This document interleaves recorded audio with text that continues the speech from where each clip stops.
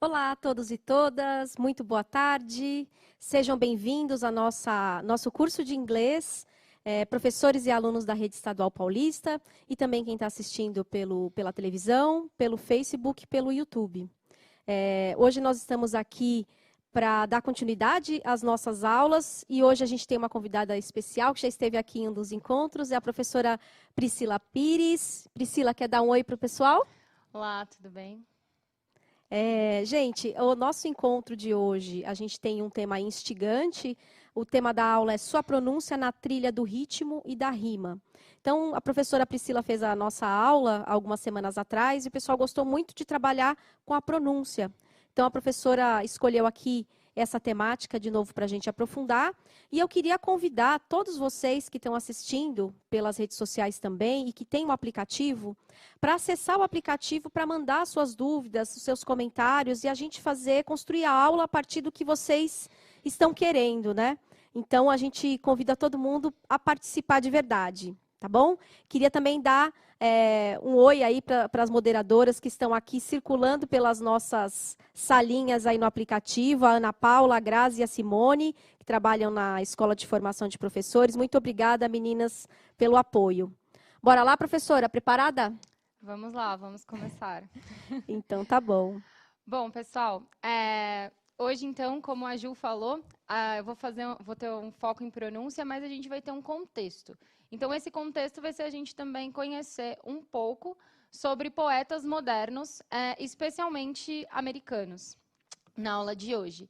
E a gente vai fazer essa leitura do poema, uma interpretação, vamos tentar entender um pouco do vocabulário e aí partir para entender por que a rima consegue ajudar a gente a compreender as pronúncias das palavras em inglês. Certo? Então, alguns objetivos dessa aula, né, aqui, como vocês vão poder visualizar, são aprender a utilizar a rima e o ritmo como ferramenta de desenvolvimento da comunicação oral e língua inglesa, conhecer ou consolidar as pronúncias por meio do ritmo e da rima, né, contidas nas poesias, expandir o seu vocabulário em língua inglesa e compreender aspectos biográficos e a relevância dos poetas anglófonos modernos apresentados para vocês hoje. E aí vamos partir para o nosso primeiro poeta, que é o Robert Frost. Robert Frost, ele é um grande exponente da poesia americana. E para eles estudam Robert Frost na escola, e para os americanos, ele é como se fosse o nosso Mário de Andrade. Então, é uma figura que qualquer pessoa que passou pelo sistema educacional americano teve algum contato em algum momento com esse poeta. E aí, ele faleceu já faz tempo, em 1963, nascido ainda em 1874, no século XIX, na Califórnia. E eu trouxe hoje ele para vocês, não só por ele ser um grande expoente, mas também porque um dos livros do George R. R. Martin, do autor de Game of Thrones, ele foi inspirado na poesia que eu trouxe hoje para vocês, tá? Então, vamos lá, vamos começar a leitura desse poema. Eu vou fazer uma primeira leitura em inglês, e aí vamos dar um tempo para vocês pensarem nas palavras que vocês não conhecem ainda, falarem para a gente aqui através do chat. E então, vou partir para analisar o vocabulário e a pronúncia desse poema, tá certo? Então, vamos lá, vamos juntos. Aqui temos, então, o poema Fire and Ice. Eu vou ler para vocês. Some say the world will end in fire. Some say in ice. From what I've tasted of desire, I hold with those who favor fire.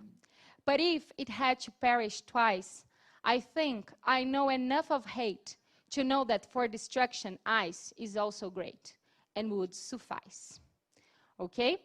Muito provavelmente, vocês podem ter algumas dúvidas nas palavras, então vão conversando com a gente, falando para a gente que palavras vocês não sabem, e eu vou fazendo uma tradução livre do poema, tá bem? Que seria assim: fogo e gelo. Alguns dizem que o mundo vai acabar com fogo. Alguns dizem que o mundo vai acabar em gelo. Do que eu já experimentei sobre o desejo, eu fico com aqueles que dizem que acabará em fogo. Mas, se o mundo tivesse que acabar 2 vezes, eu sei o bastante, o suficiente sobre o ódio, para saber que o gelo para destruir também é excelente e seria suficiente. Então, é mais ou menos essa uma tradução livre do poema. E aí, contem pra gente algumas palavras que vocês gostariam de compreender. E aí, Júlce? Bom, pessoal, então esse é o desafio de agora. A gente vai pedir para deixar o poema na tela, para o pessoal ir lendo, e escolhendo aí quais são as palavras que vocês estão curiosos para saber o que significa, e mandar aqui para a gente ver se a gente acertou, né, Priscila? A Priscila escolheu algumas aqui para a gente traduzir, mas vamos ver se são as que vocês querem que sejam traduzidas. Então, estamos aguardando aqui o pessoal colocar. É bonito esse poema, né? Sim. Um vocabulário rico, né, Priscila? Sim, e ele faz uma... É bacana essa tensão que ele vai fazer entre o fogo e o gelo, né? Que estão não posso dizer supostamente, mas que são, de alguma forma, opostos, mas que, para o propósito de destruição, de acordo com a ideia do poeta, eles são igualmente destrutivos. Então, queimar muito rápido, uma coisa muito intensa, muito ardente, ela pode ser tão destrutiva quanto um afastamento, um distanciamento, um gelo, né? Então, é interessante ele fazer esse jogo, também porque ele é um poeta que trabalha muito com a ideia de compreender os sentimentos humanos, compreender os caminhos da humanidade, né, de forma geral. Então, ele acaba relacionando as nossas emoções com a natureza, com essas possibilidades. Vamos voltar para o poema na tela? Já temos algumas aqui, ó. O pessoal está falando de parish. Os professores aqui colocaram parish como uma palavra que eles não conheciam. Legal. Isso faz também uma palavra que o pessoal não conhece e está curioso para saber o que significa. Bacana. Porque uma coisa que vai acontecer hoje, né, nos poemas que eu escolhi, vocês estão vendo que eu grifei a palavra enough. A palavra enough está na 1, 2, 3, 4, 5, 6, na 6ª linha. I think I know enough of hate. Eu grifei essa palavra porque suffice tem o mesmo significado que enough. E muitas vezes o poeta, ele se utiliza tanto em português quanto em língua inglesa, ele coloca sinônimos para as palavras dentro do próprio poema. Então, dentro do próprio poema, mesmo que você não conheça uma palavra específica, pode ser que essa palavra já tenha sido dita através de um sinônimo, que é, por exemplo, enough, que é muito mais conhecido em inglês do que a palavra suffice, né? E ele usa a palavra suffice e não enough novamente, ele não repete enough ou coloca outra, porque ele precisa da rima com eyes.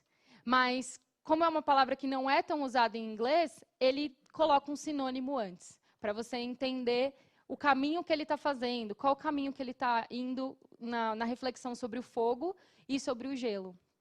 Mas, professora Priscila, se eu não sei o que é enough, eu não vou saber o que é suffice. Sim, é verdade, não, é verdade. Eu grifei porque é comum esse jogo de palavras com seus sinônimos dentro do próprio poema, jogar com sinônimos, né, para fazer a rima. Mas, então, tem mais alguma dúvida do pessoal? O pessoal está colocando aqui, tem um pequeno delay do tempo nosso aqui. Claro. Mas o Gustavo, do ensino médio, da 2ª série do ensino médio, legal, Gustavo, que você está aí com a gente, colocou twice. Twice, legal, legal. E also those. Those, tá, those. Vamos passar, então, para a gente olhar um pouco o vocabulário? Vou mostrar aqui para vocês as palavras que eu separei para a gente ver. Então, ice, gelo, ice. Suffice, então, palavras que rimam. A gente pode até não conhecer a palavra suffice, mas se a gente conhece ice, talvez a gente entenda que precisa rimar e aí a gente vai no caminho de pronunciar parecido com ice, suffice. Enough, sufficient, então, suficiente. Twice, em inglês, é sempre um sinônimo de 2 times, ou 2, né? Então, 2 vezes, 2. Fire, fogo. Desire, palavras que rimam, fire, desire. Fogo, desire é desejo, ok? Say é uma palavra que vocês vão ver bastante, é falar, dizer. A dúvida dos professores, né? Perish. Nós temos uma palavra parecida com perish em português. Obviamente escrita de forma diferente, mas é perecer. To perish. Perecer, desaparecer. E eu coloquei também sinônimos em inglês. To vanish, to disappear. Perish é nesse sentido de perecer, acabar. Hate, ódio, né? Então, geralmente, a gente tem faz os opostos entre love and hate, amor e ódio, love and hate.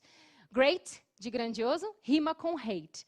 E aí, a gente vai também dar uma olhadinha nós vamos dar uma olhadinha nessa questão de por que a palavra se escreve diferente no final, mas a pronúncia é igual, é uma rima perfeita, porque a pronúncia é exatamente igual.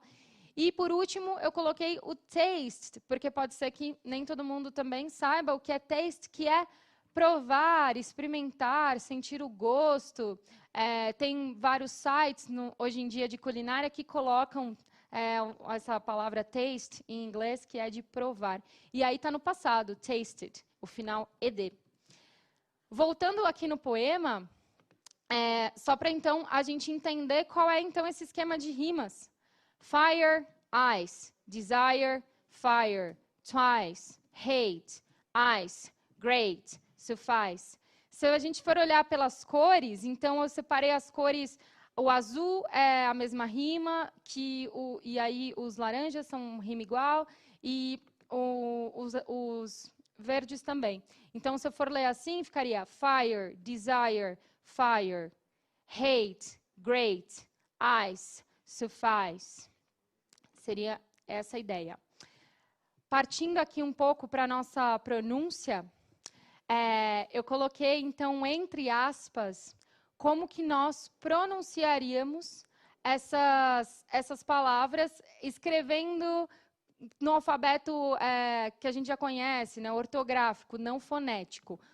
Então, fire, desire. Vejam que, entre aspas, eu coloquei aí ire, né? Esse é o som do final IRE em inglês, boa parte das vezes. Então, fire, desire.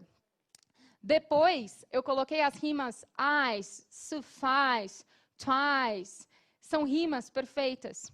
E pode ser um pouco surpreendente, mas o C, em inglês, o CE no final, muitas vezes ele vai ter um som de S, ou só do S. Então, nós falamos dance, dance.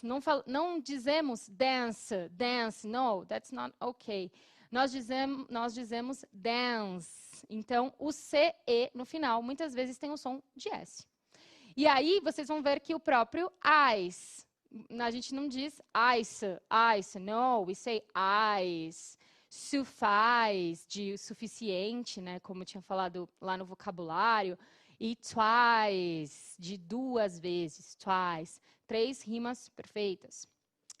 Depois, eu grifei para vocês aí, hate e great. Se escreve diferente, sim. Ortograficamente não são idênticos, mas em inglês a rima é idêntica, é uma rima perfeita, né? Então, esse EAT e esse ATE aí, né, do hate e do great, ficam com um som de eight. Hate and great. Na primeira aula, eu falei para vocês que o H, acho que em algum momento eu comentei que o H tem som de R, que eu me lembro disso. Então, obviamente, tem algumas exceções, porque a língua, primeiro, ela está aqui entre nós, né, na comunicação, na fala do dia a dia, e ela vai sofrendo alterações, adaptações, e aí sim ela vai entrando na sistematização que é a gramática, né? Para a gente não pensar que sempre devemos partir da gramática para a fala, porque, na verdade, é o contrário, né? A gramática sempre foi a sistematização do que já está sendo comunicado. Acho que com exceção do Esperanto, que foi uma língua que foi criada primeiro gramaticalmente. Bom, legal. Se vocês quiserem comentar sobre essas questões, tudo, comentem aqui. E uma ideia de partir da poesia e da rima é justamente porque a poesia, inicialmente, ela é falada. Então, quando nós lemos um livro de poesia, o ideal é que nós possamos ler em voz alta, né? Se a gente for pensar, nossa, a poesia Ilíada, a Odisseia, as primeiras poesias assim, que são ícones da cultura ocidental, são poesias enormes, né? Poesias épicas, que as pessoas decoravam e passavam dia e noite falando e falando e falando, e aí novas pessoas ouviam e decoravam e podiam passar para frente, e depois de muitos anos é que essas poesias foram escritas.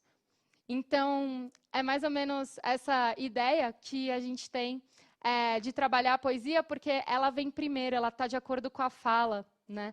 Muito mais do que de acordo com o que é escrito, com a ortografia em si, ou com as regras gramaticais, apesar de muitas vezes ela seguir também gramáticas. A gramática vem depois. Talvez esse momento histórico que a gente viva, nem todo mundo goste tanto de poesia, mas a música também, né? As letras de músicas seguem a mesma lógica, né, Priscila? Sim, exatamente. Nós temos uma ideia de poesias canônicas, poesias que estão grafadas no livro, mas eu falo justamente dessa outra, da origem mesmo, que é uma origem da fala, e que hoje a gente vê nos slams, né? Os slams são um grande exemplo, uma grande representação da importância oral, né? Da importância oral da rima, da ideia de você construir ali aquela ideia com rimas, com ritmo, e não necessariamente você precisa do livro, né? Para você ser um poeta, você ter que ter um livro lançado. Não, você precisa ali da rima, do ritmo, de toda a situação de comunicação que você está criando ali, da ideia que você quer passar. E aí a minha ideia de trazer poesia hoje também é nesse sentido. Tá bem? Eu estou sentindo falta da gente ler esse poema agora, depois que a gente trabalhou um pouco a pronúncia, trabalhou um pouco o vocabulário, da gente ler ele passo a passo e as pessoas poderem lá em casa ler também com a gente. O que você acha, Priscila? Ótimo, vamos lá. Perfeito, Ju. Então, vamos lá. Vamos ler devagar, tá bom? Então, eu leio a primeira linha. A Ju repete, a gente vai lendo assim, porque quando a Ju repetir, vocês têm a oportunidade de repetir em casa junto com a Jússi. Oremos, hein, gente? Vai dar tudo certo. Vamos junto. Então, vamos lá, vai ser devagarinho. Some say the world will end in fire. Some say the world will end in fire. Some say in ice. Some say in ice. From what I've tasted of desire, From what I've tasted of desire, I hold with those who favor fire. I hold with those who favor fire. But if I had to perish twice, But if I had to perish twice, I think I know enough of hate I think I know enough of hate to know that for destruction ice to know that for destruction ice is also great is also great and would suffice. and would suffice. Isso. Tem uma coisa legal também que é a forma, né, de você falar essas frases, né? Se você corta a frase, se a gente muitas vezes está pegado na leitura do texto escrito, e se você corta o momento da fala no lugar errado, talvez se a pessoa estivesse te ouvindo não ia entender, né? Por exemplo, se eu tivesse aqui, some say the world will end in fire. Por exemplo, né? Uma coisa que eu aprendi também sobre poesia é que você tem que entender a hora que você faz as pausas, né? Uhum. Então, é bem legal a gente prestar atenção também nas pausas. Sim. Na hora certa de pausar. Sim, com certeza. E é a pausa que também determina para a gente um pouco do ritmo e que mostra para a gente... A pausa mostra onde parar e também, ao mesmo tempo, a gente tem que internamente saber um pouquinho onde parar, baseado no som das palavras. Mas isso é uma coisa que a gente vai aprendendo, né, com o tempo, não necessariamente uma coisa... até dá para ser ensinada, mas é mais legal a gente ir aprendendo naturalmente, assim, observando. Pelo menos, essa é a minha opinião. Voltando para o poema, na tela para vocês, vou fazer a tradução, tá bom? Mais uma vez, para a gente fixar. Então, Fire and Ice é o nome, né, da poesia, fogo e gelo. By, em inglês, por, tananão, né? por Robert Frost. Primeira linha, então. Some say the world will end in fire. Alguns dizem que o mundo vai acabar, will end, in fire, em fogo. Some say in ice. Alguns dizem que vai acabar, ou alguns dizem em gelo. From what I've taste of desire, do que eu experimentei sobre o desejo, do desejo, I hold with those who favor fire. Eu fico com aqueles. I hold with those. O those, né, a pergunta que me fizeram, aqueles.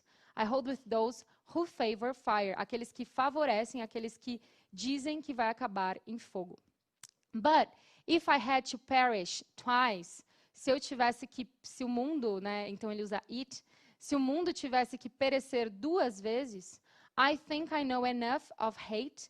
Eu penso, né, eu penso que eu conheço o bastante, o suficiente. I know enough, conheço o bastante do ódio, of hate, to know that for destruction, ice, então para saber que para destruir, o gelo, is also great. Também é perfeito, né? Também funciona.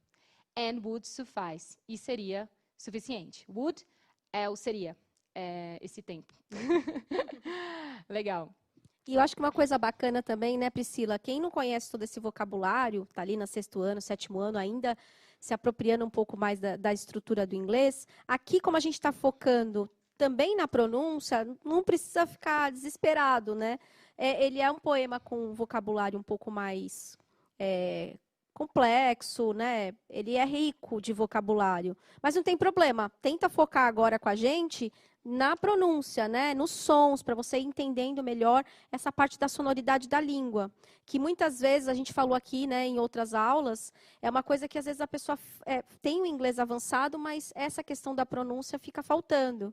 Então, se você prestar atenção nisso desde o começo, quando você estiver aprendendo inglês, quando chegar lá na frente, você já está fera. Então, foca aqui com a gente na pronúncia. Não se preocupem em conhecer todas as palavras, porque nem mesmo nós, como língua materna em português, dominamos todo o léxico do português, né?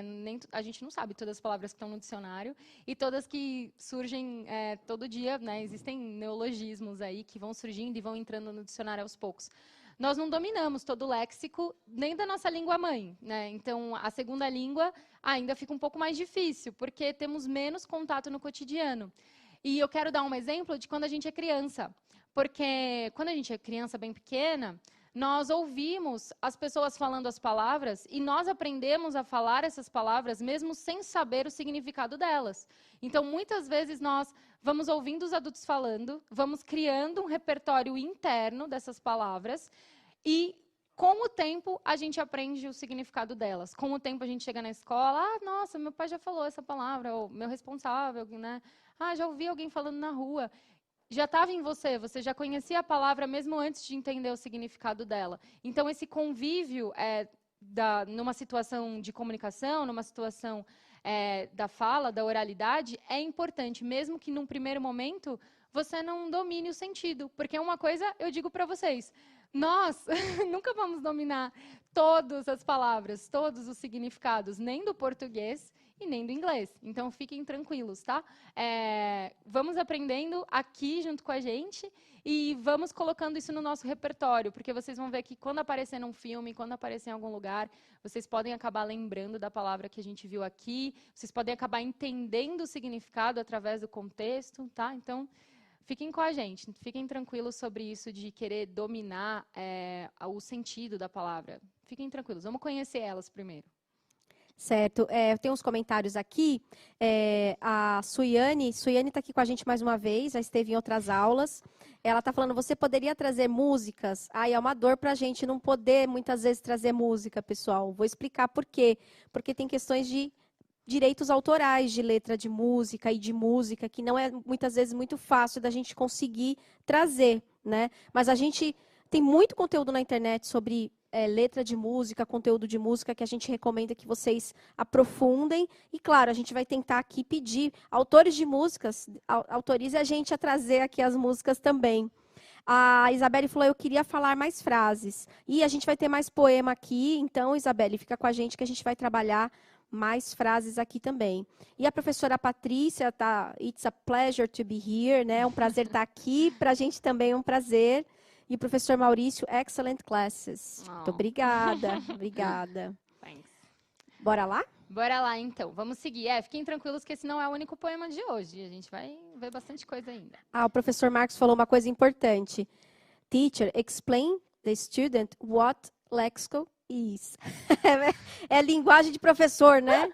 É léxico, né? Vocabulário, gente. Então, a professora falou aqui léxico, você traduz do português dela para o seu português, vocabulário, tá bom, pessoal? E outra coisa que eu queria falar é que os moderadores também estão colocando aqui o poema para vocês aí no chat, né?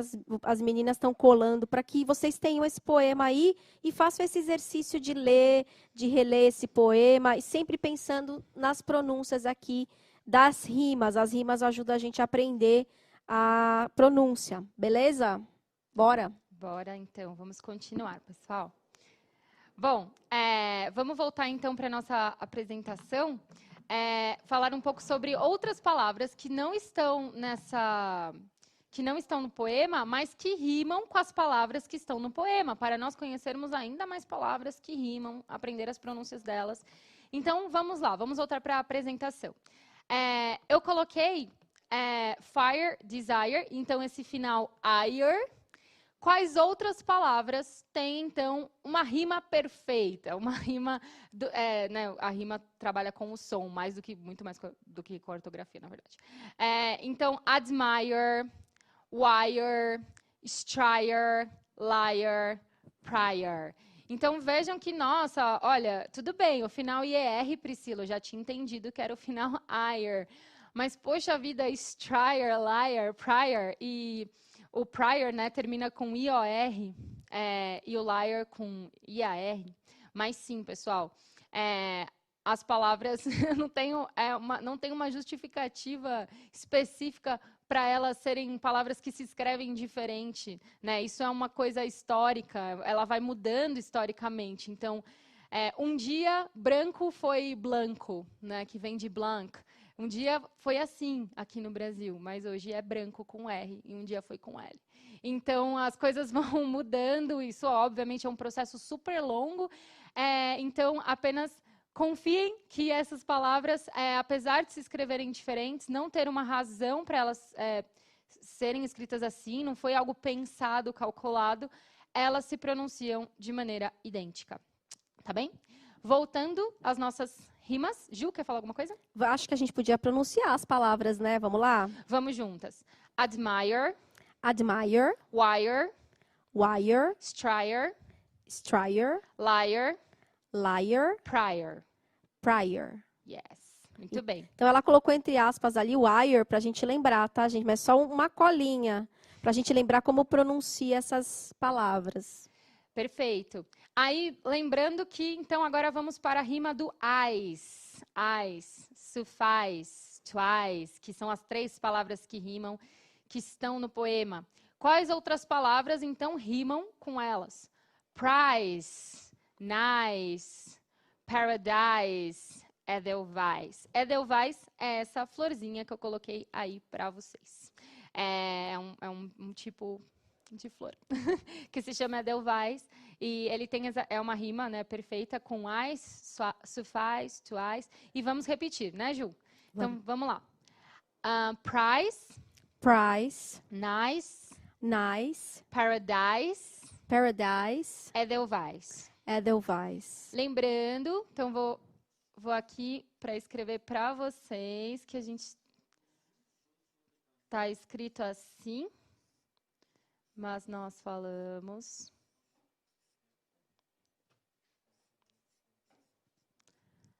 assim.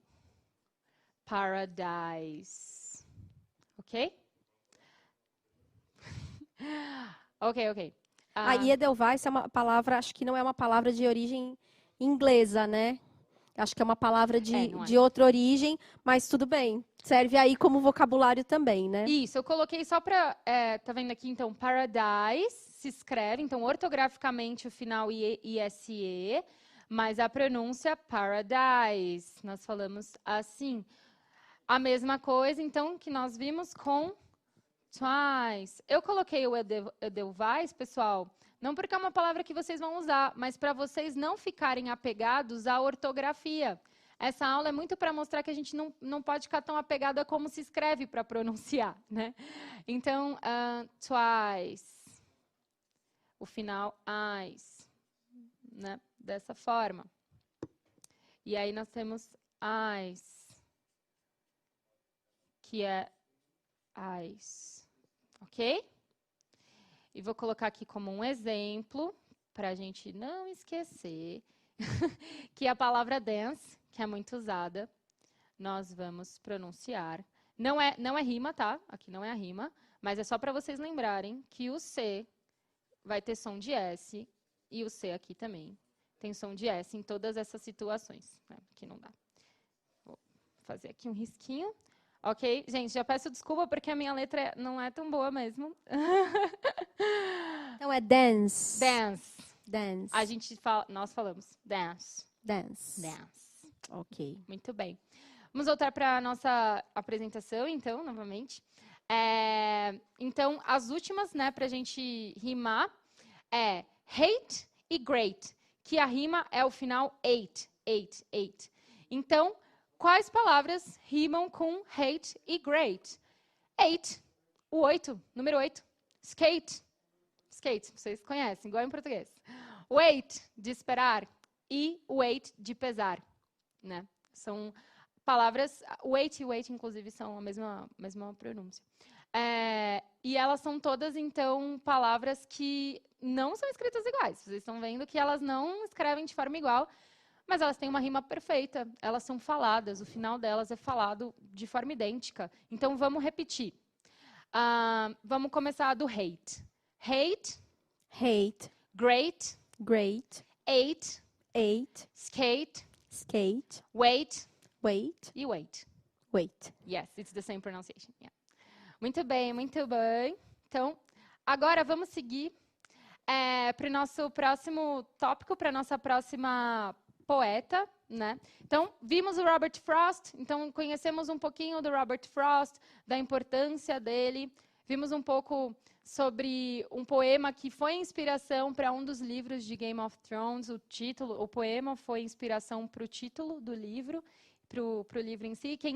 Eu não acompanhei a série, mas quem acompanhou sabe que lá tem as suas tensões entre uma terra do gelo e umas coisas de fogo e uns dragões. Então, saibam, eu não sei, tá? Desculpa, mas o poema, eu sei que o poema tem bastante relação com a história do livro, pelo que já me contaram.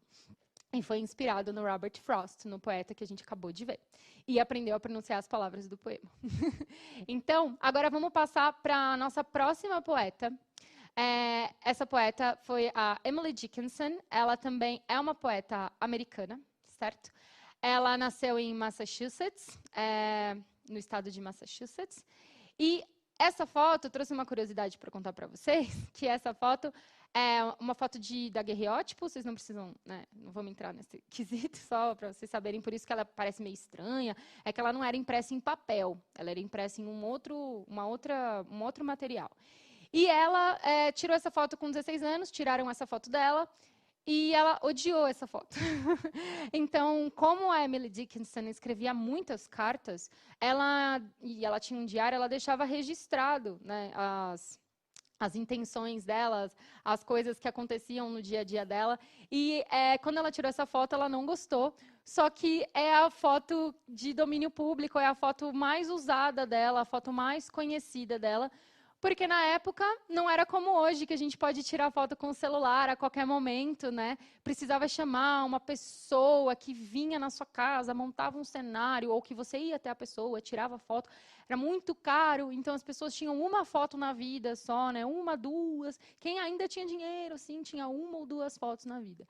Então, acabou que ela não gostou dessa foto, mas é o que tinha, não dava para tirar outra. E é a foto que, poxa, é a foto pela qual nós a conhecemos, né? Então, eu imagino ela como adolescente. Muito brava, né? Sim. Sim. Bom, ela viveu de 1830 a 1886, então ela faleceu com 55 anos. Vocês vão falar, ai, Priscila, nossa, mas você falou que era poeta moderno. Gente, então é que o moderno começou lá no século XIX mesmo, tá? 19, 20, e aí hoje a gente está, vamos dizer que é o contemporâneo, de 1960 para cá. 60? Acho que dá para dizer isso. Então, bom, vamos lá. Além disso, além do tempo dela de vida, da foto que ela não gostou, tudo mais, conto para vocês que ela escrevia muito sobre o amor, sobre solidão e sobre espiritualidade. Ela nunca chegou a se casar, e ela escrevia muitos poemas de amor e poemas que falavam justamente sobre essa condição de ser solitário, mas disso não ser necessariamente negativo. Ela também tinha ela era um pouco assim melancólica também, tinha uma coisa um pouco mais triste na poesia dela, mas são poemas muito bonitos, muito bonitos. E a irmã dela encontrou, logo que a Emily faleceu, a irmã dela encontrou muitos poemas e cartas que ela tinha guardado, tudo em segredo. Então, ela mesma só publicou 10 poemas enquanto ela estava viva. A maior parte dos poemas dela são poemas póstumos, são poemas que vieram depois do falecimento dela, que a família dela encontrou e divulgou e publicou em livro, em formato de livro. E aí, bom, vamos partir para o poema em si, tá bem? Esse poema eu acho que tem não sei, eu acho esse poema muito contemporâneo, eu acho que esse poema tem muito a ver com coisas que a gente pode estar passando, que a gente pensa também, né? Que fala sobre ser importante. E será que eu quero ser importante? Será que, sabe, é interessante você querer ser alguém? Eu tenho que ser alguém, né?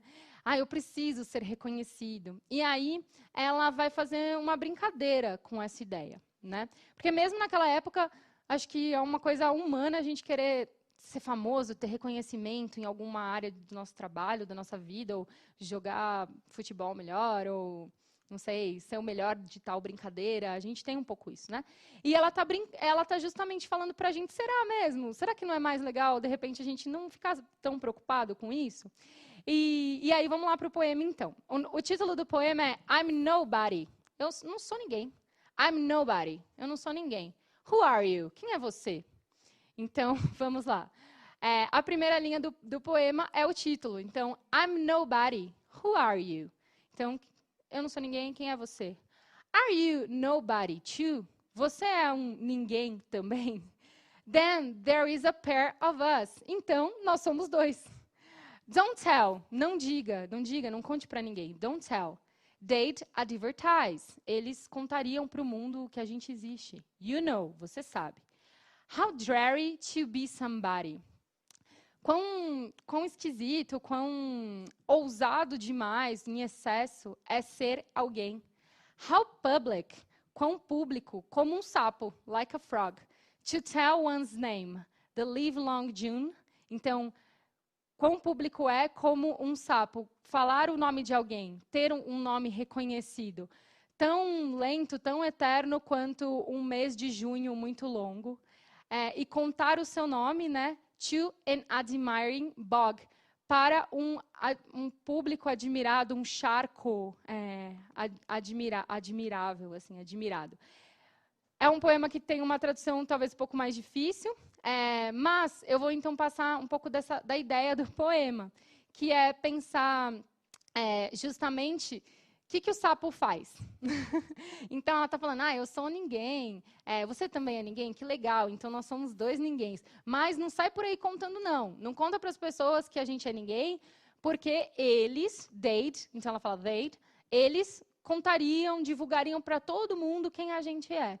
E eu não gosto disso. Então, ela está falando, é esquisito ser alguém, porque você vira como um sapo. O que o sapo faz? O sapo fica lá coachando para o mundo, né? Então, ele fica chamando a atenção para ele mesmo o tempo inteiro, chamando a atenção, coachando o tempo inteiro, né? E sem necessariamente ter algo a dizer. Ele fica ali, quem já viajou para um sítio, ou quem mora em sítio, ou mora no interior, provavelmente já teve dificuldade para dormir por causa do coachar, né, do sapo. E aí o sapo, então, ele é justamente aquele que fica falando que ele existe o tempo inteiro. Olha, eu tô aqui, eu tô aqui, eu tô aqui, eu tô aqui. E ela fala o quão chato é isso, o quão ela não gostaria de viver, né, dessa forma. Que ela não, de alguma forma, ela é irônica porque ela não está aprovando muito essa ideia de você querer ser alguém, querer ter reconhecimento. E aí, bom, é essa ideia do poema, né? Então ela tá, I'm nobody, who are you? Eu não sou ninguém, quem é você? Né? Essa é a ideia. E aí, tem alguém comentou alguma coisa pra gente, Ju? A Débora, do 7º ano, falou, muito bom ter aulas de inglês. A Carla, da 1ª série do ensino médio, falou, estou adorando o curso. Então, fica aqui com a gente. Pessoal, a gente está colando aí também no chat o poema para vocês terem aí. Gostei desse poema. Achei bem contemporâneo, né?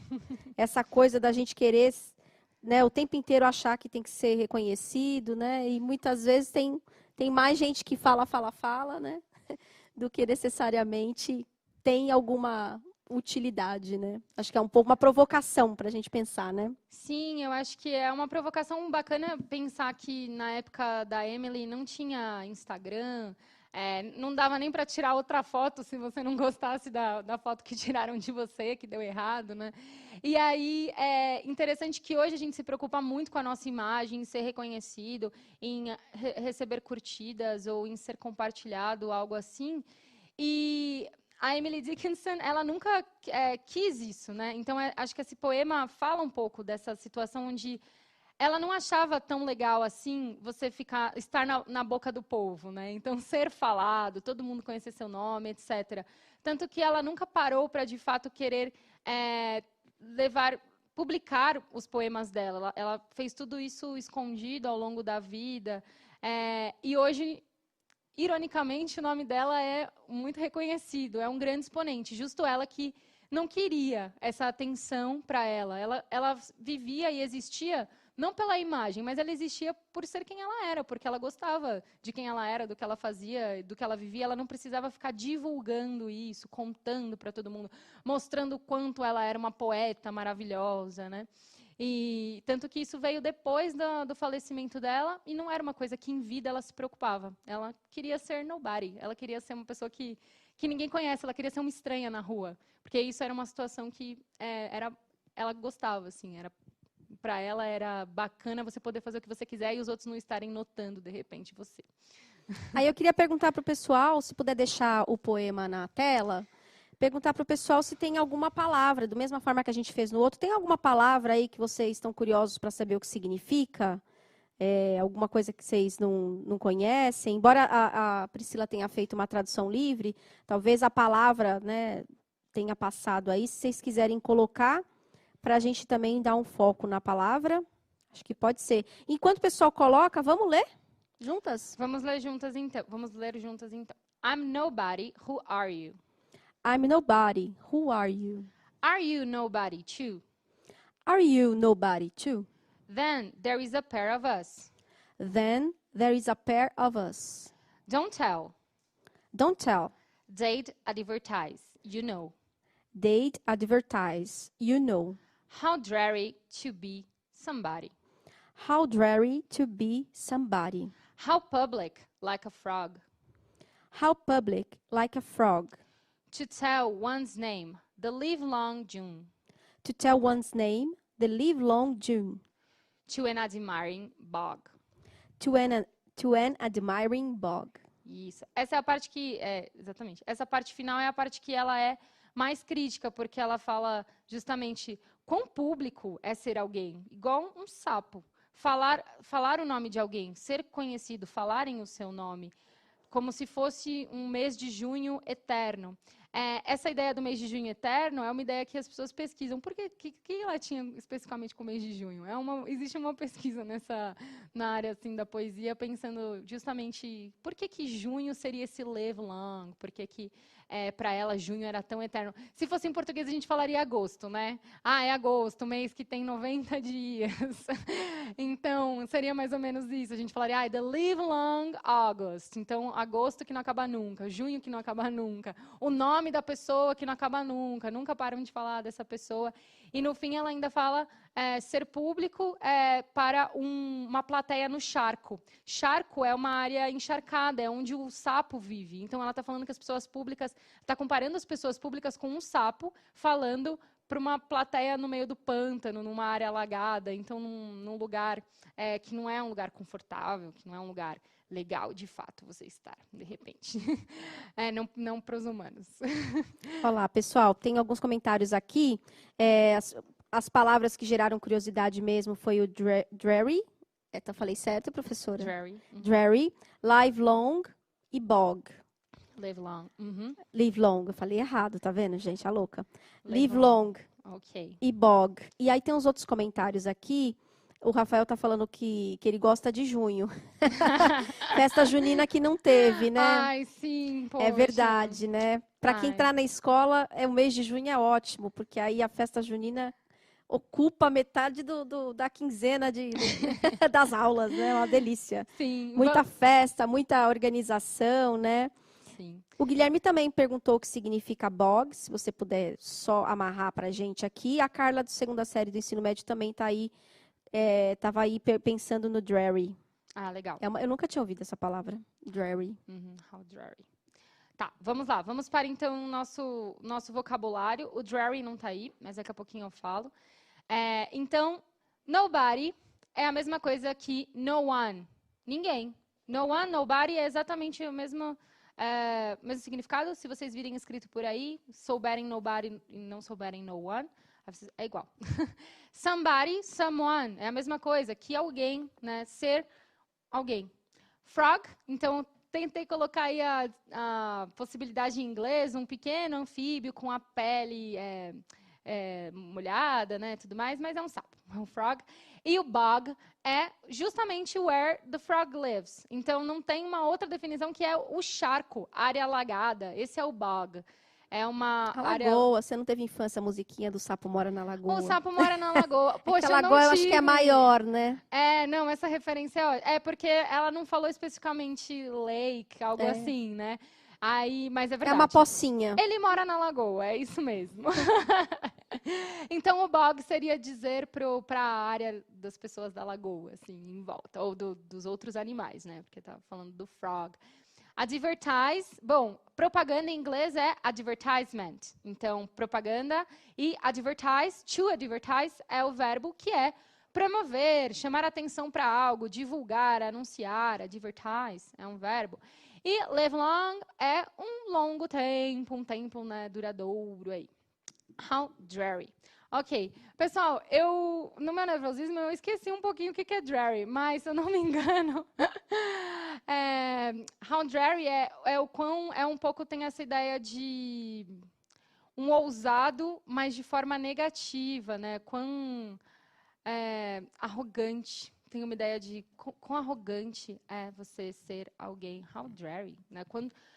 Tem um significado próximo de how public, né, nesse sentido. Lembra que eu falei na primeira poesia dos sinônimos? Não é uma palavra tão usada assim, não é uma palavra tão do cotidiano. Essa poesia tem algumas palavras como bog, que não são de uso cotidiano, mas tem essa ideia de uma ideia parecida com how public, how dreary, que é um sentido que ela está criticando o quão ousado, arrogante, o quão público demais, em excesso, é ser alguém. Tem essa ideia. Tudo certo, Ju? Tudo certo. Bom, então, vamos passar para as pronúncias? Vamos ver aqui, ó. You e to, duas palavras que se escrevem diferente, mas a mesma pronúncia. Ou melhor, né? A mesma pronúncia na rima, no final. You, to. Nobody, somebody. Eu coloquei para os professores, né, para quem se interessa por fonética, a forma que a gente escreve no alfabeto fonético, somebody e nobody. E coloquei do lado para todos nós, né, para entendermos como se fosse na ortografia mesmo. Eu deixei o M maiúsculo no somebody para lembrar vocês que vocês precisam pronunciar o M em inglês nesse caso. Então, não poderia ser assim, somebody. Não, somebody. Você precisa fechar os lábios para fazer o som do M, que é o M. So, somebody. É assim que é uma pronúncia mais interessante da gente fazer. E o frog bog, que esse og, né, esse OG, não tem som de bog, frog, não.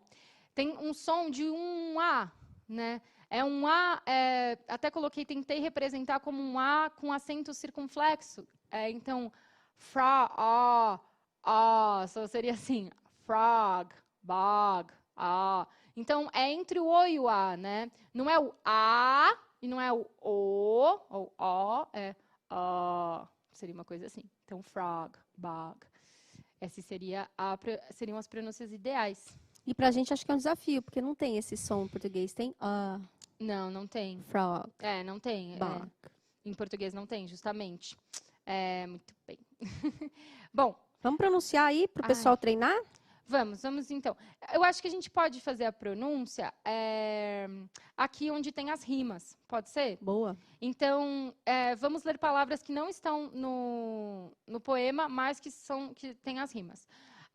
Nobody, somebody são as que estão no poema. E aí, as outras palavras que rimam são antibody, everybody, body. Ok? Vamos ler, então? Nobody. Nobody. Somebody. Somebody. Antibody. Antibody. Everybody. Everybody. And body. Body. Yes, body. Vocês vão perceber que esse D aí, o odd, vocês podem pronunciar com som de D. Eu estou pronunciando um pouco com som de R, somebody, riri, porque é uma pronúncia um pouco mais... É uma variação da pronúncia americana que esse D pode ficar com um som de R, somebody. Ok? Mas vocês podem pronunciar com adi. Então, nobody, somebody. Tudo bem se vocês falarem assim, antibody. Antibody, everybody. Antibody é anticorpos. Everybody, todo mundo, everybody. And body. Body é uma palavra bem antiga. Eu peguei só para mostrar, eles nem usam mais essa palavra, eu peguei só para fazer uma demonstração que pode se escrever diferente e pronunciar igual, né? Igual no poema anterior. E body é um estilo de humor ácido. É um humor ácido e, ao mesmo tempo, vulgar. É um humor vulgar. E essa palavra já caiu em desuso, mas era um gênero escrito, um humor vulgar escrito bem antigamente na língua inglesa. Ok? É só para vocês verem a rima. Que rima. E agora vamos para a segunda, que é para as outras, né, que seriam you and to, que nós falamos you, to. Então, não falamos to e não falamos tu, né? Não, falamos you, to. É mais curtinho. Mesmo que tenha 2 Os, é curtinho. You, to. É assim que a gente vai pronunciar. E aí, palavras que rimam. To. Então, meu Deus, to é igualzinho, sim. O to com 2 Os e o to do numeral, número 2, eles se pronunciam da mesma forma. To, eles são homophones, que a gente fala em inglês, então eles têm o mesmo som. To de também e to de número 2, vai depender do contexto. Blue and blue, né, também é a mesma coisa. Blue, a cor azul, e blue, aí o segundo, que é com B-L-E-W, é o passado de blow, o passado de soprar. Blue, então, eles se pronunciam iguais. O passado de soprar, soprou. Azul e soprou têm a mesma pronúncia. Legal. Chew, mastigar. Shoe, sapato. Queue, fila. Essa palavra vem do francês, mas eles usam vastamente na língua inglesa. Queue é uma fila. View, through e true. Through e true. Então, são todas pronúncias... Nossa, quantas variações escritas? Sim, mas são todas rimadas. Todas têm exatamente a mesma pronúncia no final. Então, a gente vai pronunciar eu e a Ju, e aí vocês vão pronunciando junto com a Ju em casa. You. Two. Two, de número 2. Two. Blue. Azul. Blue. Esse é de soprou. Two. Shoe. Cue. View. Through. True. Isso, muito bem, muito bem. Eu acho que o through e o true mostram, então, também a importância da gente pronunciar os THs. Hoje, por que eu não foquei no TH? Porque na nossa primeira aula, vocês podem ir lá ver no YouTube, onde estiver disponível, que eu falei um pouco sobre essa questão do TH. Eu comentei bastante. Então, o som do TH, nós vamos fazer um som. Nesse caso, tem duas pronúncias possíveis. Mas nesse caso, faz o som do S, então... E aí você vai colocar a língua entre os dentes. É quase... Ele não é vozeado, então quase que você não vai ouvir de longe, assim. Não é uma vogal, não é uma coisa que você fala... Ah! Né? É um som de uma consoante curta, né? Como o F também é uma consoante um pouco curta. S também é curto. E aí a gente vai fazer...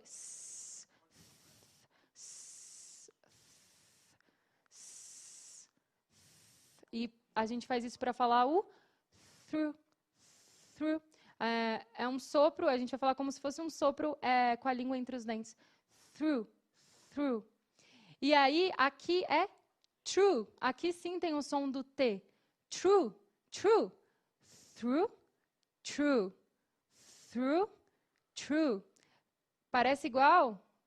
Mas essa é a pronúncia que difere. Então, para uma pessoa saber se você está falando verdadeiro ou através, é necessário, né, a gente tentar ir desenvolvendo a nossa pronúncia aí para fazer o som do TH, que é difícil para nós porque nós não temos esse som na nossa língua, né? Nós não temos. Então, eu entendo, é difícil mesmo no começo. Mas vamos praticando. Saibam que, então, o TH aqui nessa posição, nós vamos fazer through. Tem uma outra forma de nós pronunciarmos o TH. Vou mostrar. Quando saber? Não tem regra para saber se é um ou outro. Vocês vão precisar conhecer as palavras. Não todas, porque a gente nunca vai dominar todas as palavras, como eu disse, mas as palavras comuns. A gente vai prestando atenção nas músicas. E aí, nós vamos, então, aqui fazer esse TH. Vou pegar a palavra da primeira poesia também, que a gente falou. Esse aqui, deixa eu pensar mais exemplos. Aqui, muito bem. Esse TH aqui, a gente faz o som de S. Ai, meu Deus, como que eu vou desenhar aqui? Isso aqui vai significar que você vai colocar sua língua entre os dentes aqui. Não sei se vai dar certo. Mas aqui a gente vai fazer o som de Z e colocar a língua entre os dentes. Então, aqui vou colocar como se fosse... Parece um pãozinho com ovo, mas é só a linguinha. Certo? Então, se aqui você faz o som de S e coloca a língua entre os dentes... Through. Aqui você faz o som de Z e coloca a língua entre os dentes. Mother.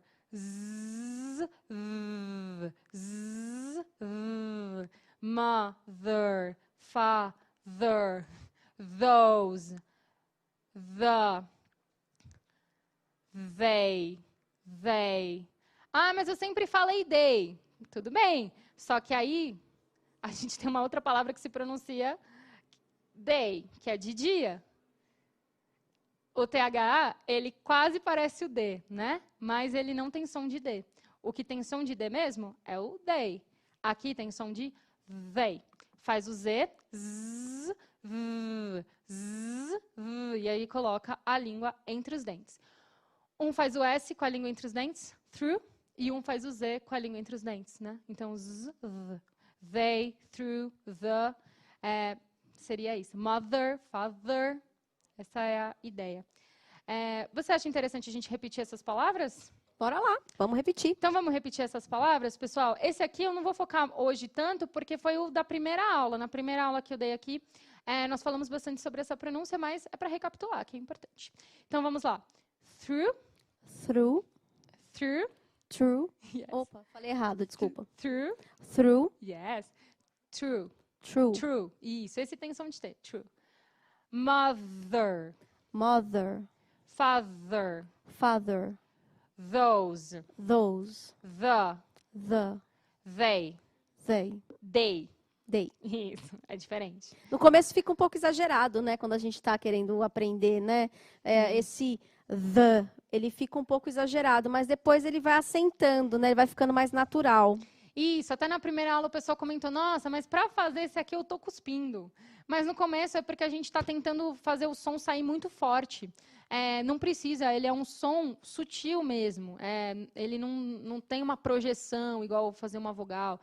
Igual se você fizer o S sem uma vogal, né? Porque se você faz com a vogal, sa, se, si, aí você pronuncia uma sílaba bem, né, para frente. Agora, se você faz s, s, s, se você quer fazer só o som do S, você vai ver que não dá para projetar muito longe. Não dá. Dá para máximo para você alongar, mas ele não sai forte, né? Ele não é vozeado, ele não sai forte. E aqui é igual, não vai sair forte o TH. Então, treine no começo, não tem problema cuspir, mas com o tempo vocês vão se acostumar, vai assentando, como a Jussi falou. E o TH, ele é sutil, então vocês podem fazer through. Não precisa ser forte. Through, não. Não precisa, porque não vai sair e vocês vão acabar cuspindo. Faz de levinho. Through, ok? É bem de levinho. Good. Vamos lá, vamos seguir então, pessoal. E o último esquema de rima aí, do frog and bog, nós temos palavras que vocês conhecem bem também, algumas aí. Dog, vlog, smog, analog. Ok, so dog vocês conhecem bem, vlog, que a gente fala em português, né? Vou fazer um vlog no YouTube. Dog, hot dog, né? De cachorro quente ou cachorro dog. And smog. Smog eu coloquei por conta de um livro que tem um personagem chamado Smog. E tem a mesma pronúncia, mesmo terminando com A ou G. Muitas vezes, o A ou G, a pronúncia vai ser de og, né? Então, o U é mudo, a gente pronuncia og, quando tem A ou G no final. E analog, também vai ter o som de og, análogo, analog. Então, a gente vai ter o mesmo som. Good. Então, temos alguma dúvida? A professora Lilian falou aqui, legal aprender a diferença, mas de modo geral o contexto vai definir qual palavra é. Parabéns pela aula. É verdade, o contexto ajuda bastante, né? Mas aqui a gente está falando de refinar mesmo, né? Desse refinamento na hora de pronunciar, né? Então, acho que, de fato, o contexto é fundamental mesmo. Isso. E também é importante porque nós, que somos brasileiros e estamos aprendendo inglês no Brasil, as pessoas vão entender que a gente não fala o TH específico, que a gente não está fazendo o som mesmo, e que a gente está pronunciando com som de T ou de F, porque nós somos brasileiros e nós conseguimos entender a palavra em inglês adaptada para o que a gente conhece de som.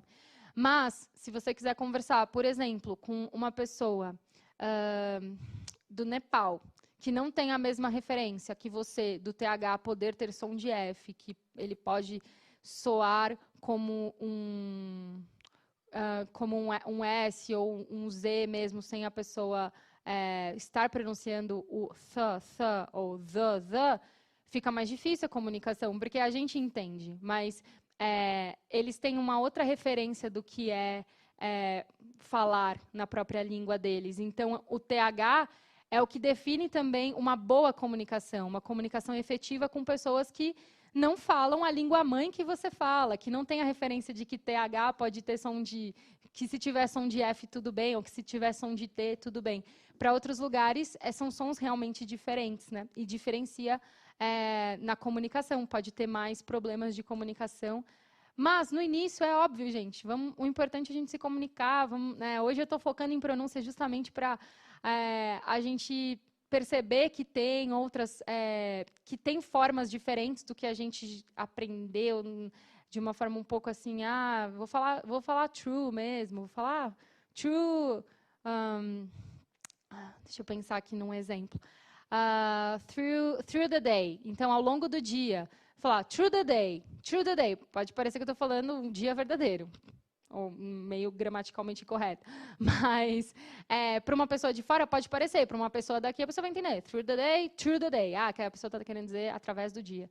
Mas, numa situação comunicacional com pessoas que não falam a sua língua, isso pode ser uma coisa mais complexa, mas enquanto a gente está aprendendo, vamos falando do jeito que dá, porque é importante. Mais importante é a gente se sentir à vontade, né, também, de falar. Não ficar travado porque eu não domino todas as pronúncias. Não, vamos falando e vamos aqui aprendendo um pouco como são as pronúncias do inglês. E aí, com o tempo, todo mundo vai se aprimorando. Aí. Isso. Acho que você falou é muito verdade, né? Eu não sou professora de inglês, né, gente? Eu estou aqui, mas eu não sou professora de inglês. Mas eu tive a oportunidade de estudar um tempo fora, né? Um mês, assim. E eu lembro de estar na aula e não conhecia ninguém, mas quando a pessoa começava a falar o inglês, eu falava, é brasileiro. É brasileiro. E eu acertava, porque acho que é isso que a Priscila falou, né? O jeito do brasileiro falar inglês, a gente vai se reconhecendo depois, né? Só que quando a gente ia falar com outras pessoas, as pessoas não entendiam esse nosso, né, algumas coisas do nosso inglês. Então, a gente foi refinando essa parte da pronúncia. É bem interessante, porque acontece mesmo. Você fala, não, esse inglês aí é brasileiro. Esse eu reconheço, é um barato. Então, vamos lá, pessoal. Obrigada, Gil. Vamos seguir, então. Bom, pessoal, uma coisa que eu quero destacar nessa poesia aqui, né, só para retomar, I'm Nobody, Who Are You? Essa poesia da Emily Dickinson. Lá no fim, vocês vão ver que tem live long and admiring, ok? Eu quero destacar que esse som do G, do live long e do admiring, esse G ele não é falado, né? Ele é silent, que a gente fala, ele não é pronunciado. Então, nossa, mas parece muito que tem um som de G. Na verdade, é um N nasal. Então, o que é um N nasal? É a gente fazer in, on. Nós fazemos assim, in, on. A gente puxar para cá. E quando a gente vai cortar o som nasal, fica parecendo que tem som de G, mas não tem. Então, um exemplo, voltando lá para os slides, vou dar o exemplo primeiro errado, como que a gente não deveria falar. Long, ring, king. Não. Esse é o exemplo de como a gente não deveria estar falando. Mas tudo bem, se falar também. Mas o mais assim acurado, o mais certeiro seria long, ring, king. Like, here's the king. Esse G, que parece que é um G, na verdade, ele é o N nasal interrompido. Isso acontece na... Vocês já devem ter visto bastante, porque... Em aplicativos de karaokê, e para crianças, né, para cantar, site para criança. Tem muito escrito assim, ó. Sing along.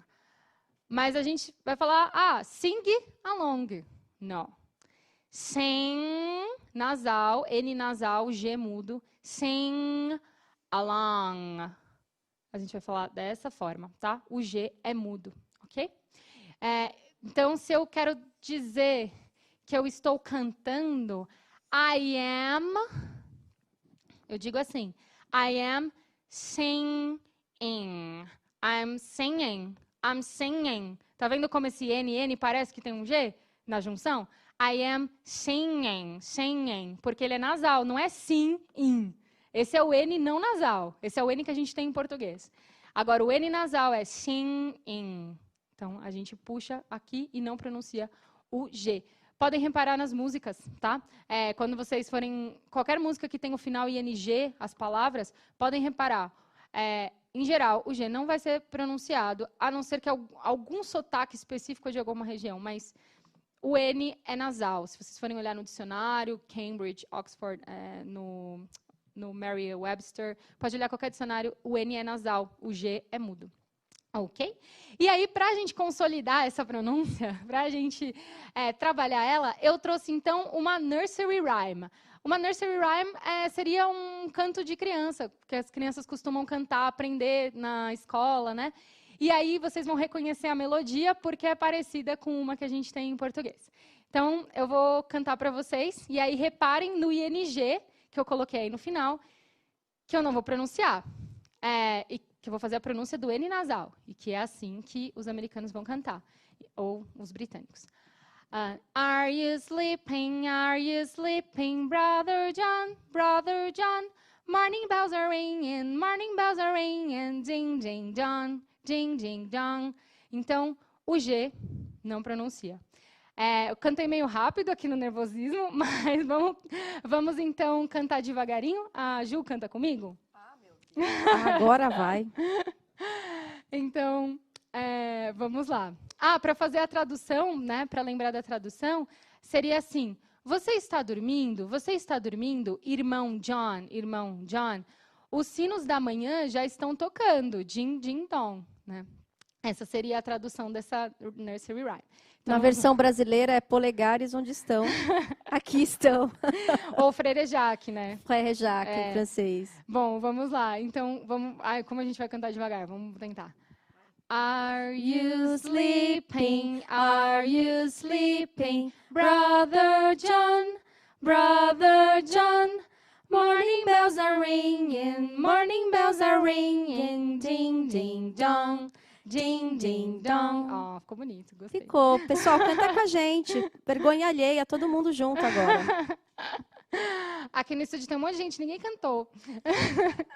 Mas vamos lá, então, pessoal. Espero que em casa vocês tenham cantado. E coloquem na internet. Essas nursery rhymes, elas são todas de domínio público. A gente não pode tocar aqui, mas a gente pode colocar a letra. E vocês podem procurar no YouTube. Tem um monte de nursery rhyme para crianças, músicas para criança ouvir inglês. E crianças aprendem pronúncia muito rápido porque elas não ficam apegadas à escrita, à ortografia. A gente só fica apegado a escrever depois que a gente entra na escola. Antes da escola, é tudo no ouvido e eles percebem que esse G é mudo. Ok? Então, seguindo em frente na nossa aula de hoje, eu vou falar um pouco mais rápido desse último poeta para a gente conseguir ter tempo de fazer exercícios juntos. Tá bom? Então, esse é o Claude McKay. Claude McKay, ele nasceu na Jamaica, mas ele era um imigrante e ele foi para os Estados Unidos cedo e ele conseguiu, inclusive, se tornou um cidadão americano, né? Ele também nasceu no século XIX, em 1889, e faleceu em 1948, viveu por 58 anos. E eu trouxe ele porque ele é um expoente muito importante de um movimento chamado Harlem Renaissance, que foi em 1920. Se vocês já viram aquele filme O Grande Gatsby, outros filmes que falam dos anos 20, da Belle Époque, de uma coisa... aqueles vestidos que a cintura era bem baixa, as pessoas cortavam o cabelinho Chanel, assim... É uma época que as pessoas demonstram muita riqueza, ou que dançam músicas relacionadas a jazz, etc. Vocês já devem ter visto. E em 1920, o bairro, né, Harlem, e isso durou por muitos anos, esse bairro era um bairro de imigrantes, um bairro que era... Se fosse aqui comparado com o Brasil, seria considerado um bairro de periferia, da periferia de Manhattan, da periferia de Nova York, né? E aí era um bairro que tinha menos acesso ao que era glamuroso. Então, se você assiste o Grande Gatsby, que está falando de pessoas em Manhattan, os americanos da alta sociedade ali de Nova York, que aí você vai ver lá uma vida de gastos e etc. Aí você vai ver se a gente parar para olhar, no Harlem estava ao mesmo tempo acontecendo um movimento que era o Harlem Renaissance, que era o renascimento do bairro do Harlem. Ou seja, as pessoas que estavam no bairro, que começaram a produzir seu próprio conhecimento. Então, as pessoas começaram a se vestir como as melindrosas se vestiam também, né? Começaram a produzir cultura dentro do bairro, já que muitas vezes o que era da alta, né, cultura aí, que vinha em Manhattan, não chegava, não acessava as pessoas do Harlem, né? Então, lá no Harlem, começou um grande movimento cultural, super efervescente, social. Então, eles também faziam críticas sociais, crítica ao racismo, à exclusão social, crítica às políticas contra a imigração também, ou aos preconceitos que se tinha em relação aos imigrantes, porque o Harlem era um bairro de muitos imigrantes. Tudo isso fez com que o Harlem virasse um bairro muito vivo culturalmente, né? E o Claude McKay era um poeta que fez parte dessa renascença do Harlem, do Harlem criar a própria cultura, assim. E aí, junto com o Claude McKay, nós tínhamos nomes que talvez vocês já tenham ouvido falar, especialmente os professores, ou quem gosta de jazz, né? Bom, na poesia nós temos o Langston Hughes. Então, o Langston Hughes, ele foi um grande poeta, super expoente. Não pude trazê-lo, que também a obra dele ainda não está em domínio público. A Billie Holiday, né, cantora de jazz. O Louis Armstrong, também do jazz. A Josephine Baker, que era do teatro, das artes cênicas, e muitos outros. Então, trouxe alguns expoentes aí que ficaram bem famosos, caso vocês não tenham ouvido sobre o Claude McKay, talvez vocês já tenham ouvido falar sobre esses outros. E eles faziam todos parte desse movimento dos anos 20, da renascença do Harlem. E aí coloquei os temas que ele trabalha. Ele trabalha o tema amor, imigração, racismo e outras questões sociais que estavam ali efervescentes no bairro e na época. Legal. Então, esse poema que a gente vai ler dele se chama The City's Love. Então, seria o amor da cidade. É um poema um pouco mais longo, mas a gente não vai analisar tanto em detalhe quanto os outros, mas vamos sim ver as pronúncias. Então, esse eu já vou pedir para a Ju se pronunciar junto comigo, pode ser? A gente já começa lendo juntos. For one brief golden moment, rare like wine. For one brief golden moment, rare like wine. The gracious city swept across the line. The gracious city swept across the line. Oblivious of the color of my skin. Oblivious of the color of my skin. Forgetting that I was an alien guest. Forgetting that I was an alien guest. She bent to me, my hostile heart to win. She bent to me, my hostile heart to win. Caught me in passion to her pillowy breast. Caught me in passion to her pillowy breast. The great, proud city seized with a strange love. The great, proud city seized with a strange love. Bowed down for one flame hour. Bowed down for one flame hour. My pride to prove. My pride to prove. Legal. Esse eu não vou fazer uma tradução linha a linha para vocês, mas eu vou contar, então, um pouco dessa tradução, que seria o amor na cidade. Então, ele traz uma ideia de que, numa cidade turbulenta, numa cidade que é muito difícil a gente encontrar um pouco de amor, ele encontra uma pessoa que ganha o coração hostil dele. E que essa pessoa se esquece, oblivious, esquecida, se esquece, inclusive, da cor dele, né? Então, ele pode estar falando aí de um amor interracial, ou mesmo da questão, ou mesmo que não seja, ele está trazendo a questão específica de que a cidade é hostil com ele, por ele ser um homem negro, e o amor nessa cidade, então essa pessoa que ele encontra na cidade, faz, inclusive, ele esquecer todas as agressões que ele sofre por conta disso. Por conta de ser um homem negro. E aí, ele até fala, e além disso, ele é um imigrante, né? Então, ele fala, forgetting that I was an alien guest. Ela, no caso, she, né? Ela se esqueceu, inclusive, de que eu era um alien guest, um convidado alienígena. Então, ele está querendo aí trazer a ideia de que ele era estrangeiro, né? E lá, no fim, ele traz de novo a palavra do estrangeiro, do estranho, que é quando ele diz... A grandiosa e orgulhosa cidade, the great, proud city, proud, orgulho, seized with a strange love, se deleitou, curtiu um amor estranho, um amor estrangeiro, porque esse strange vem de estrangeiro, né? Se você pegar a palavra em português, no meio de estrangeiro, a gente consegue tirar um strange do inglês, né? Tem a mesma origem. Então, ele faz um poema de amor, mas ele traz as questões sociais no poema de amor. Então, ele não está só numa coisa afastada dos problemas de fato, né, que passavam por ele, né, a questão da imigração, a questão do racismo, de ser um estrangeiro em Nova York, e de ser tratado assim também, mesmo que ele morasse lá por muitos anos. Bom, legal. Então, fiz essa análise aqui rapidinha, por conta do nosso tempo, e aí trouxe, então, um pouco do vocabulário, tá? Que seria o vocabulário das palavras que rimam, mais especificamente. Gracious é encantador, graciosa. Oblivious, esquecer. Quem aí assistiu Harry Potter tem um feitiço lá que é obliviate, um negócio assim. Então, oblivious é de esquecer, de esquecimento em inglês. Wine, que é o vinho, ok? Wine, sempre vinho em inglês. Skin, pele, né? Que ele fala oblivious of the color of my skin. Então, esquece da cor da minha pele, skin, minha pele.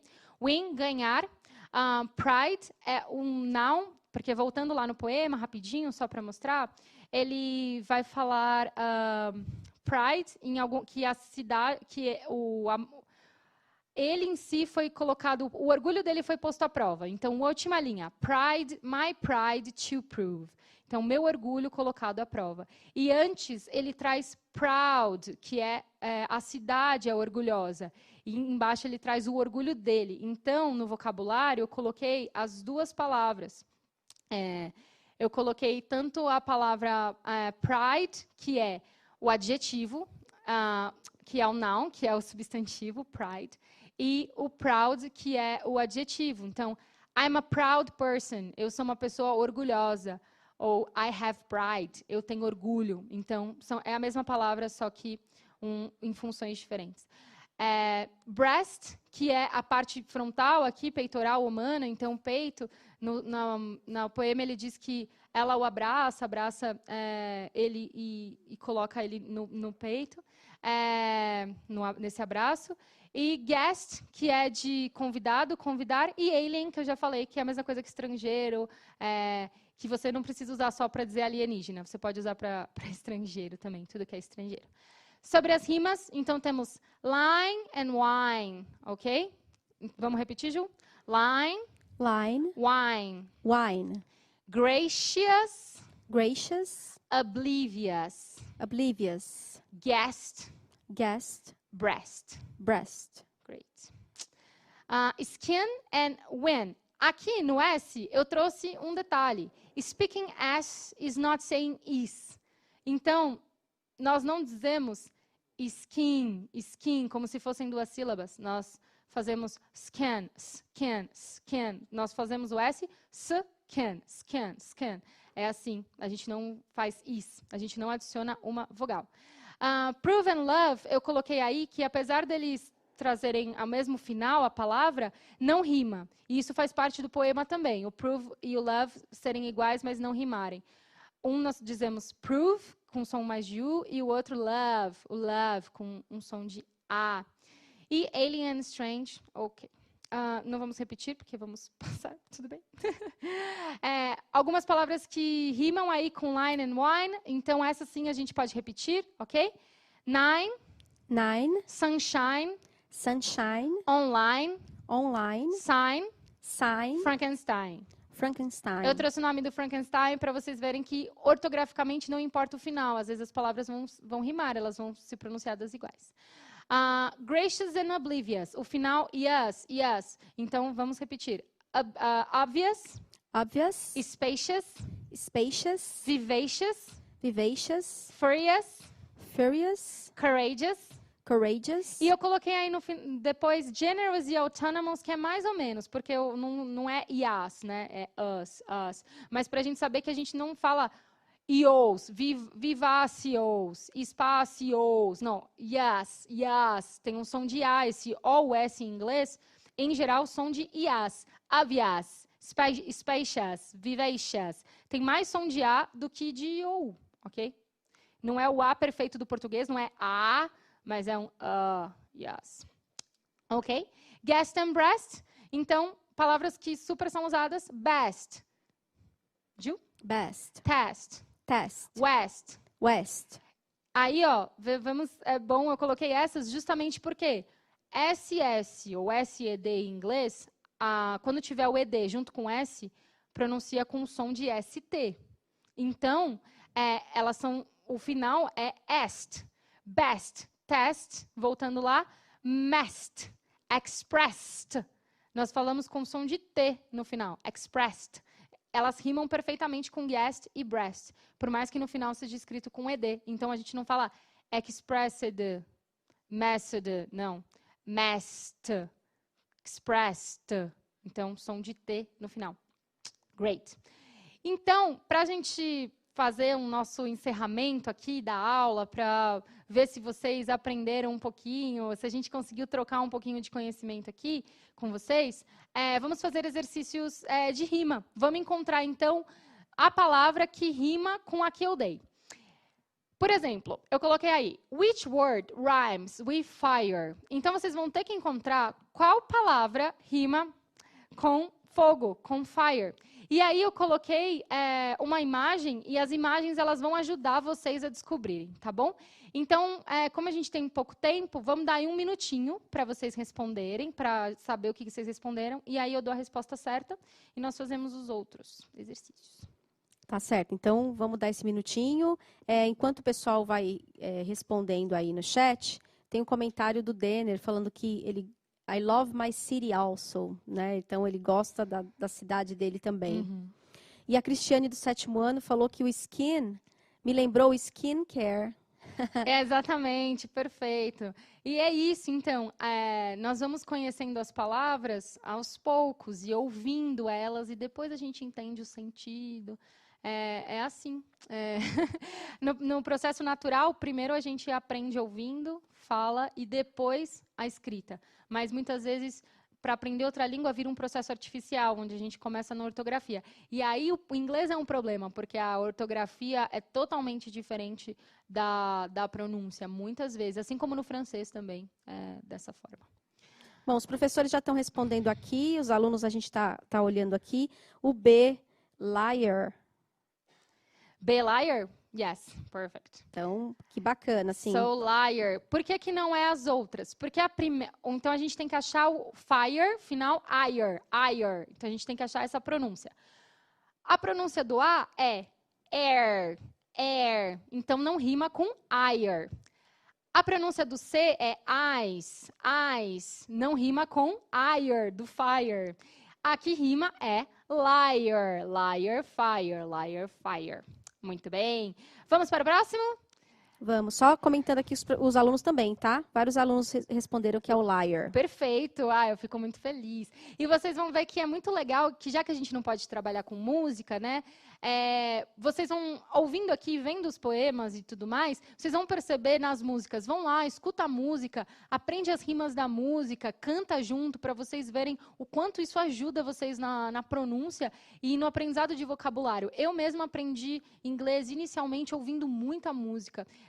E só depois me interessei em ir estudar a gramática e tudo mais. Então, é uma forma muito legal. Bom, vamos encontrar a palavra que rima com great. Então, a gente tem que encontrar algo que rime com great, eight. A gente tem que encontrar uma palavra que seja assim, great, eight. Então, 1 minutinho para vocês me dizerem a figura, a imagem. Ela diz um pouquinho, mas vocês têm que entender de gíria em inglês para poder... Ou não, né? Ou vocês têm que entender um pouquinho de música se vocês quiserem adivinhar pela imagem qual que é a palavra certa. Vamos ver, o pessoal vai respondendo. Tem gente respondendo aqui a C. Vamos ver o que mais aparece. Vamos ver se alguém acha que é outra. Os professores aqui acham que é a C.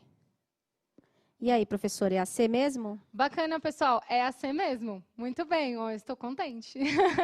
É isso mesmo. Então, por que não é a primeira? A gente está procurando eight, great. A primeira, nós pronunciamos eat. A segunda, kite. Então, great, eight e eight não rimam, não dá rima. Mas o C dá rima, que é 88. 88. Em inglês, nós falamos 88. E eu coloquei a imagem do piano, porque em inglês é uma gíria para piano, é falar I'm gonna play my 88. Então, eu vou tocar meu 88, que é o piano, porque o piano tem 88 teclas. É uma gíria em inglês para piano. E aí rima, né? Great 88. Great 88. São rimas perfeitas. Muito bem. E para fechar, para finalizar a nossa aula, ok? Esse aqui vai ser super rapidinho.